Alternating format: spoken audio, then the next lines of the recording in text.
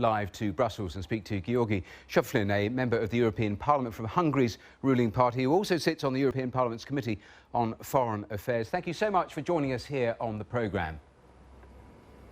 Hello. In a modern Europe of 2015, is a razor wire fence any way to respond to people fleeing for their lives?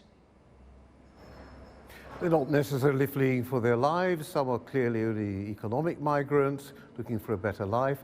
The razor wire is not there to stop them. It's there to get them to go to the legal crossing points where they can be properly registered.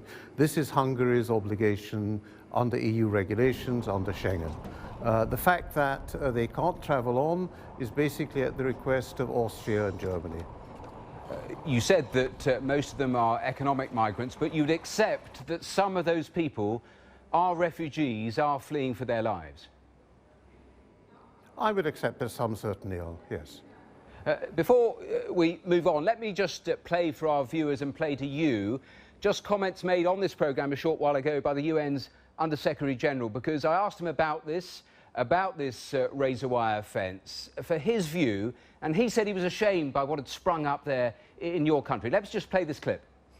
The wall, this wall, at the border of Serbia and Macedonia is a shame for me. I want to go there to say that, and we launched a petition online today on change.org, global unity, because it's impossible to do that. We have to create new sources of finance to fight extreme poverty.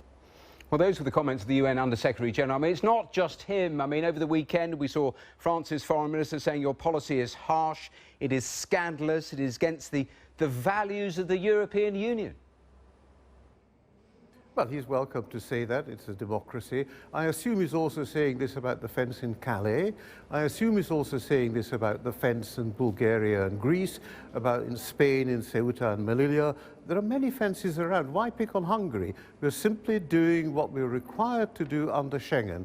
And if the fence is the only way of ensuring that people register, then that's what has to happen. I'm sorry, this is the way it is. If there is a legal obligation, then I think it is absolutely right for the Hungarian government to comply with those obligations. Just briefly on this point, because we've spent some time on it, morally you think you're right, you think this is the right course of action, you're proud of what you're doing, are you? There's a different things being morally right and being proud of something. I think that distinction has to be made. Morally, of course, it's an extremely difficult situation, but for Hungary as well. We're a much poorer country than Germany, much poorer country than the United Kingdom. It's placed an enormous strain on Hungarian resources trying to get the system going. It's a flood of people for which Hungary was not prepared. In terms of morality, I think Hungary is doing what it can, with getting very, very little support from elsewhere. Instead, actually, we're getting statements like the one you quoted from Fabius, unhelpful. I'll come on to your solutions in a moment, but yesterday we saw the authorities in Budapest allowing hundreds of migrants to actually get onto trains, many of them without papers, without passports, heading to Vienna, heading to Munich. Was that an attempt by Hungary to in a sense, offload this problem to a different country? Look, you've got to understand how Schengen works. Basically, if the Austrians give permission for these trains to leave, they will leave. If the Austrians say no more trains, then what's the point? I mean, they will then be stopped at the frontier and simply sent back. Is this what people want? But they are supposed to have paperwork before they make that journey. Yesterday, hundreds were being allowed on without that paperwork, and the suggestion I put to you is that Hungary didn't want these people in their country, and they were quite happy to see them go somewhere else. Well, feel free to make that suggestion. This is simply not the case. The Hungarian paperwork had been done. The others, the paperwork is not complete. They're trying to get on the train, I suppose in the full knowledge that the Austrians can very well send them back. So honestly, I think the Hungarian dimension of this is following the legal regulations. Angela Merkel has been talking again today about the crisis and was saying that European countries needed to share the burden according to what they could actually be able to do. So she recognised the situation you were talking about economically of Hungary's position. But if there was a suggestion of quotas, Would Hungary accept that position? At the moment, the Hungarian position is no. There is to be a meeting with the other Visegrad countries, Slovakia, Czech Republic and Poland later this week, to decide the final position. We do not think that we're in a position to accept quotas.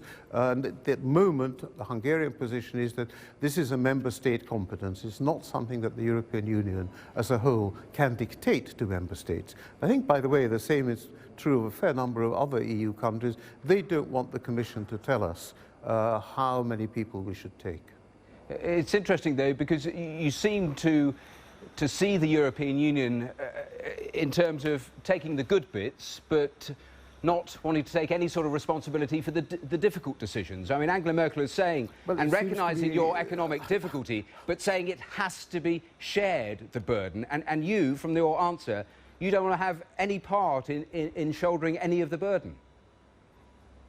It seems to me that we're doing exactly that. We're shouldering the burden insofar as we're trying to get this flood of people.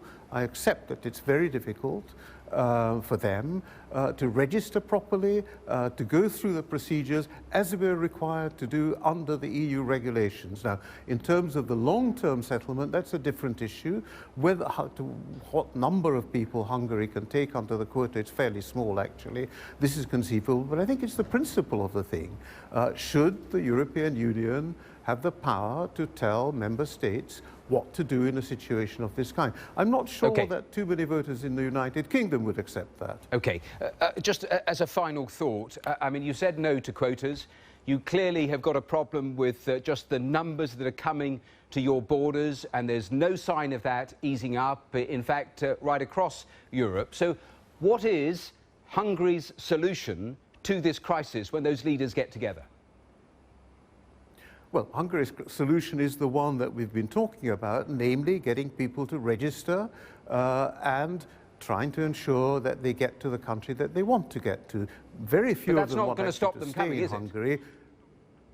It's not going to stop them coming. I think there's also going to be a publicity campaign in the countries they're coming from, Turkey, and I think some of the responsibility has to be taken by Greece. They all pass through Greece, which is also a Schengen country, so it can't be a purely Hungarian problem.